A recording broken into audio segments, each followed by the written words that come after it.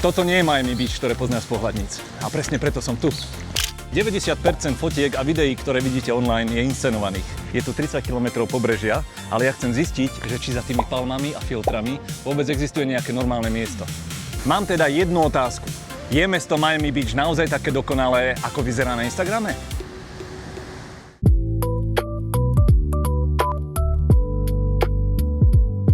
Čaute, ja som Buko a mám veľmi rád bicyklové dobrodružstvá, aj také mestské, ako vidíte dnes. Nachádzam sa na najjužnejšom cípe Miami Beach a za mnou si môžete všimnúť turistické peklo. Sú tu výhľady na Fisher Island, to je taký ostrov, kde bývajú boháči. Pozdravujem Gajsenovcov. A je tu takéto mólo, kde sa dá pozerať napríklad, ako vychádzajú lode z prístavu, tie veľké výletné cruise ships. Aj to je celkom pekný výhľad na downtown Miami. Dneska by som sa chcel práve že takýmto miestam vyhnúť, aj keď nevždy sa to podarí, však aha, tu som. Chcel by som sa pomotať po takých iných miestach, možno ti ukázať takú inú inšpiráciu, nielen tu v Miami, ale v hoci ktorom svetovom meste, do ktorého sa vybereš na návštevu, že možno taký systém, že si iba sadni na bike a kašli na celý TripAdvisor aj na Instagram, chod si svoje, uvidíš toho viac, zažiješ toho viac. Aspoň pre mňa sú také tie zážitky naozaj skutočnejšie. A ešte, aby som nezabudol, dám si takú výzvu, je veľmi horko, treba piť veľa vody, tak na tú vodu nechcem dneska minúť ani $1. Musím to niekde nájsť, musím to niekde vyčmuchať, nejakú fontánku alebo tak.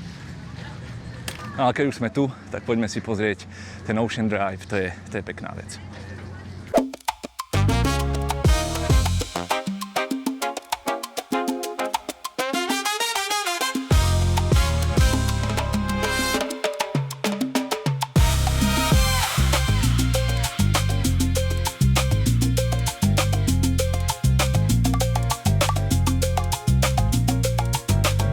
Vidíš, aj toto je jedno z takých miest, kde sa stoja fronty. Furt je tu niekto, je tu taký nápis, že Miami Beach. A s ním sa ľudia môžu fotiť. No, tak toto je Ocean Drive.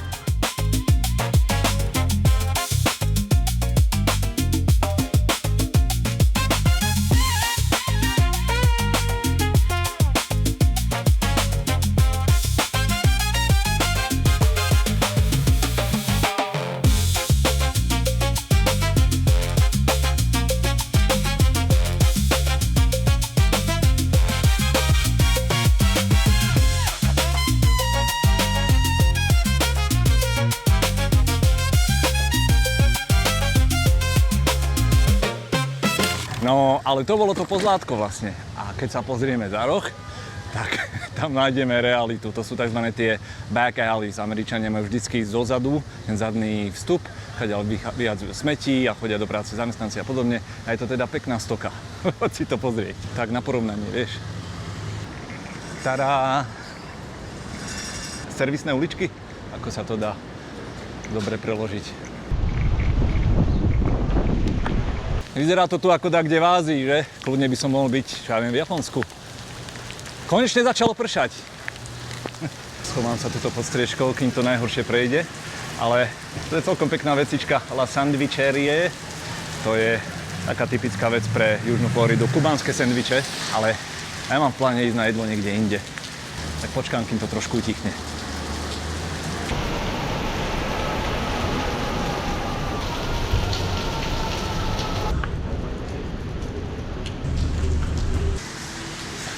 No, hotovo. Trvalo to presne 3 minúty. Môžeme ísť ďalej. Myslím si, že turistických vecí bolo na dnes dosť. Toto považujem za vybavené. Čím ďalej od oceánu, tým ozajstnejšie pre mňa. Ak vyhľadávaš takéto veci. Povedzme na príklade, že Bratislava, hej? Že Bratislava podľa mňa nie je skutočná v starom meste, keď sa pretolkáš medzi Nemcami a Angličanmi. Ale keď prídeš do Ružinova alebo do Petržalky, hej, že to sú tie fleky, Devínska. Perfektná cyklotrasa. Akože na to, že sme v takejto autocentrickej krajine, ja som z tohto vždycky rád. Je to také ako v Európe. Pozeraj. Najviac oceňujem, že je to oddelené od aut týmito betónmi. Žiaden špekulant sa nebude pokúšať si to taďalto skrátiť. Nejaký úkor bezpečnosti. Čo európske však není, že každá takáto križovatka je na americký spôsob. Každý má stopku a musíte sa dohodnúť. Akože pravidlo pravej ruky, to závodní. Tuto to platí skôr tak, že kto príde prvý, ten ide. alebo kto je väčší, ten ide. A dá sa na to rýchlo zvyknúť, je to úplne OK. Prišiel čas, je taký neskorší obed a idem si niečo uloviť pod zub. A toto mesto je okrem kubánskych sendvičov známe aj vynikajúcou židovskou kuchyňou. Je tu dosť veľká židovská komunita a aj kuchyňa teda presiakla na miestny trh popri tej latinskej. Verči nie, ale bagel je židovský vynález a tu v Miami je jeden taký bagel shop s dlhou tradíciou. Neviem si teraz vymýšľať akou. Uvidíme na mieste.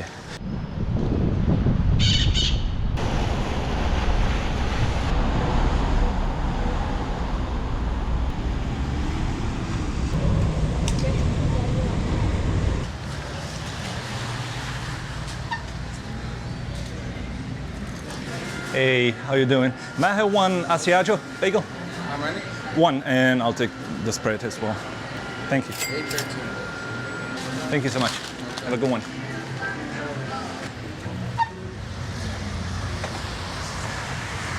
Juhu! Skoro som ich nestihol, majú otvorené len do 2, bacha na to. Ale otvárajú Petrica ráno, keďže je to pekáreň. Einstein Bros Bagels. Majú sladké, majú slané a zobral som si k tomu taký pažitkový spread, taký, čo k tomu patrí.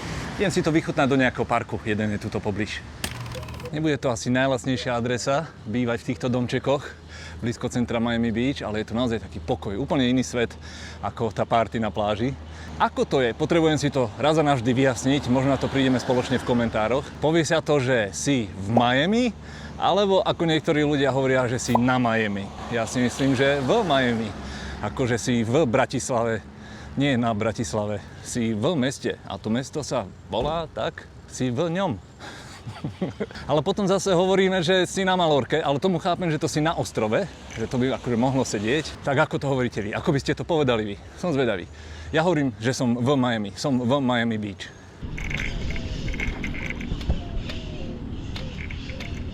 Je to jeden z mojich obľúbených parkov v tomto meste. Je tu aj plavecký bazén, sú tu kadejaké tenisové kurty, bejsbolové ihrisko, futbalové ihrisko. Aj toto basketbalové ihrisko, ktoré mám strašne rád. Stalo sa mi veľakrát, že som sa tu bol len tak previesť. Nemal som so sebou ani loptu a boli tu nejakí miestni chalani a zobrali ma pod pazuchu a začali sme hrať nejaký zápas streetballový alebo čože. Je to tiež dobrý spôsob, ako vieš interakovať s miestnymi ľuďmi. A ja som zbadal presne to, čo potrebujem, aby som sa tým bagelom nezadrhol. Je tu fontánka s vodou, ako zvykne bývať pri veckách. A je úplne zadarmo. Tadá!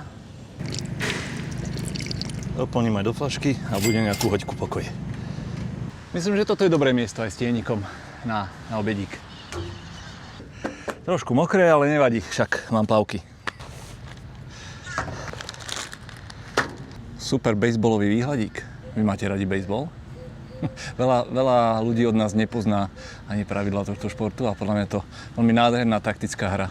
Tak ukážte sa, Einsteinovci. Zobral som si proteínový bagel. Mám mať 15 gramov proteínu aj s nejakým zapekaným syrečkom. Má byť taký žúvavý, taký gumený, taký naťahovací. Krásny je. Ako guma. Je veľmi čerstvý, je cítiť, že ho piekli dneska ráno, no. Není to tam od včera. Ako takde na pumpe. No a k tomu oni si vyrábajú taký vlastný spread, takú omáčku. A ja mám veľmi rád túto onion and chive, to je cibula a pažitka. To je pre mňa taká najdokonalejšia kombinácia, ale boli tam aj iné varianty. Čiže dá sa poskúšať kadečo nakombinovať. Poprdele. Všimni si, že tiež tá natierka je taká nadýchaná. Prejdem tadiaľ. A normálne sa to vlní ako taká napenená šlahačka. Posledná chvála, čo tomu dávam je, že je to dobré iba mesiac. Čiže ďalší znak, že to nie je nesmrteľné, ako niečo ako šváby, čo prežívajú atomový výbuch. Lebo poznáme také natierky. No dobre, Einstein Bros, you kick ass. Je to veľmi fajn takto si oddychnúť, trošku prestrihnúť, doplniť sily. Bolo to veľmi chutné, naozaj taký taký ľahký snečík, však ideš na bajku, asi si nechceš dať nejaké mäso s rýžou. Poďme sa pozrieť ešte jedno také poloturistické miesto. Je to taký outdoorový obchodiak, Lincoln Mall sa to volá. Ako taký avión, ale vonku, bez strechy. Vieš, nechcem sa ešte teraz ísť škvariť na pláž, ale aj to si ukážeme, určite sa pôjdem okúpať. Ale ešte je strašne skoro, je tak 2:30 a to slnko je teraz vlastne najostrejšie. Aj keď je zamračené, ale ver mi, že páli to aj cez mrak. Tak zatiaľ sa ideme ešte takto motkať uličkami, ale príde aj na to, uvidíme aj oceán. A sme tu? Lincoln Center. Idem to tu niekde odparkovať a trošku sa tu poprechádzame. No toto len tak v rýchlosti, lebo však nemá význam nejako sa motať po obchodiakoch. To vás asi nezaujíma. Ale len na minútku na tú atmosféru, hej, že v strede je taký pás, kde sú tieto reštiky a bary. Samozrejme všetko premrštené až do nebies. V šťastnej hodinke majú mojito za $8, čiže inak stojí 16, čo je asi 14 €. Po stranách sú tu tieto Sephory a Victoria's Secret a ja neviem, všetky značky sveta od A po Z, ako v každom obchodiaku. Čiže môžeš sa najesť, napiť, len s tým rozdielom, že je to drahšie a nakúpiť si nejaké handry, suveníry, plavky, blbosti. Ale jedna vec na rohu, musím povedať, že dobrý nápad dajú taký obchod, kde majú plážové uteráky a plavky, a takže to sa na pláž asi hodí. Veľa z týchto budov pôvodne boli divadlá a kiná, len tá éra už išla srať, tak sa to skúpilo a postavili sa tam obchodiaky. Aj to je takéto zaujímavé umenie. Pozri. Nejaký chrobákový muž. A hudbosrnka. Toto veľmi uznávam. Floridský pantér. Kto fandí hokeju, ten ví. Tu, jak som spomínal, tú židovskú komunitu. To je takýto veľký pamätník holokaustu, pamätník obetiam. Napriek všetkému stále verím, že ľudia sú v srdci naozaj dobrí. Anna Franková. Držme si palce. Je to také hrôzostrašné, ale na druhej strane dosť zaujímavé umenie. Kúsoček hneď za týmto pomníkom je výstavište, Miamské výstavište, kde sú okolo zase nejaké parky, nejaké takéto umenie. Ale po čo sem idem ja, je botanická záhrada aj s japonskou záhradou. Takže užijem si ešte trošku chládku, kým vyrazíme na pláž. Stavím sa, že o tomto tak 98% turistov netuší, že to tu vôbec je. Vy, čo pozeráte toto video, máte spoločnú výhodu.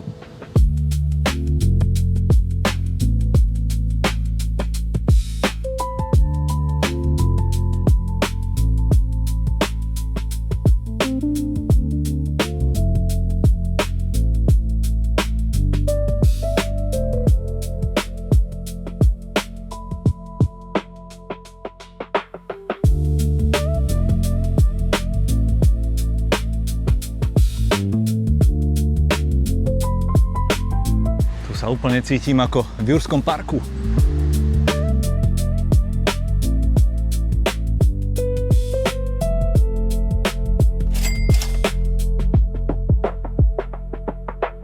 To je, vieš ako to je, keď ideš sa bicyklovať, vonku je teplo, potrebuješ helmu, potrebuješ vodu a potrebuješ opalovací krém, alebo teda tieň. Tu sme mali všetko. Posledná architektonicky veľmi výnimočná vec v blízkosti Lincoln Road je tento takýto parčík. No, nie je to ani park, lebo je to tu samý betón, ale táto budova je Miamská symfónia, Symfónia Miami Beach New World Center. A tieto veci, čo vidíš, tieto rúly, a je každá jedna taká, ako to nazvať, výstava, hej, alebo nejaký taký architektonický prvok v tomto parčíku, skrýva v sebe repráky. Čiže ty si tu sadneš, tento park sa zaplní ľuďmi, hej, či na trávu, či na lavičku a z každej strany počuješ hudbu, ktorá sa hrá dnu, hej. Čiže keď sa nedostaneš na predstavenie dnu, alebo nemáš na to prachy, alebo čo ja viem čo, tu si sadneš a máš to za free a dokonca na túto stenu, ktorú vidíš tam ti to aj premietnú to, čo sa dnuka hrá, čo sa fidlíka. Podľa mňa geniálny nápad. Ja by som si sadol presne tu a vyzeralo by to nejako takto.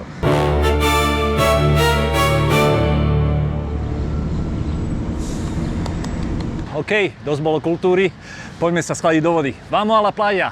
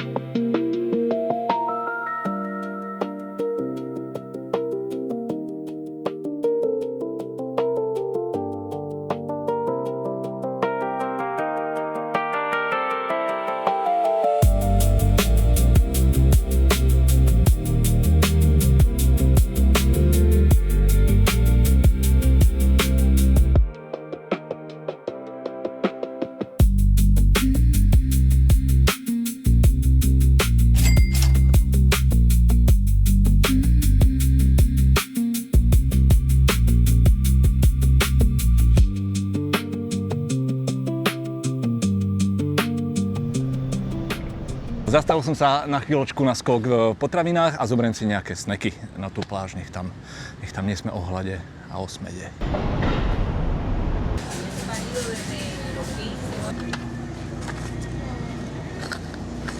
Môj obľúbený japonský. Sure. Over there. Alrighty.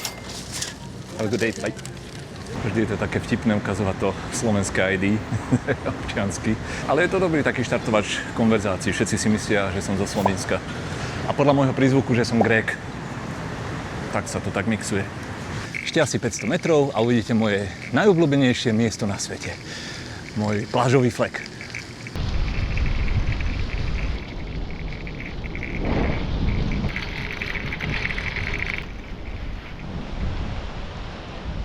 No tak to vidíš, v noci sem navialo strašne veľa týchto sargasum, jak sa to povie, morské riasy. Veľký smrdlavý pás. No, aj toto je Miami Beach. Idem sa do toho pustiť. Napadlo mi, že ja mám ešte tú pomazánku. To je dobré kombo.